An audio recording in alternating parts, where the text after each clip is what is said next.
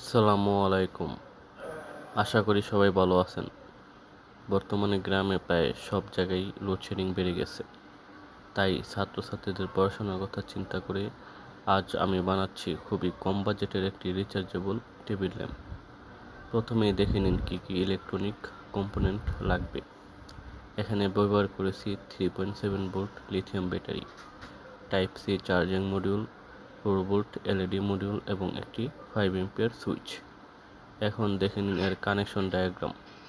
Battery charging মডিউলের সাথে সংযোগ করেছি, তারপর আউটপুট থেকে সুইচ হয়ে এলইডি মডিউলে লাইন দেওয়া হয়েছে। এরপর শুরু করেছি স্ট্রাকচার তৈরি। স্ট্রাকচারের জন্য ব্যবহার করেছি 3 ইঞ্চি এবং 1/2 ইঞ্চি পিভিসি পাইপ হেক্সো ব্লেড দিয়ে কেটে স্যান্ড পেপার দিয়ে ঘষে সুন্দরভাবে টেবিল ল্যাম্পের স্ট্যান্ড তৈরি করেছি। আর প্লাস্টিকের বোতলের উপর অংশ দিয়ে তৈরি করেছি লাইটের হেড। এখন সবগুলো পার্ট একসাথে অ্যাসেম্বল করেছি।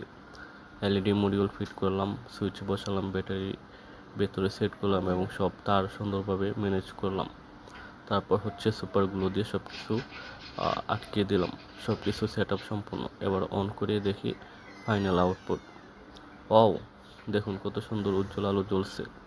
মাত্র 150 টাকারও কম খরচে তৈরি হয়ে গেল একটি দারুণ রিচার্জেবল টেবিল ল্যাম্প। ভিডিওটি ভালো লাগলে লাইক, কমেন্ট ও শেয়ার করতে ভুলবেন না।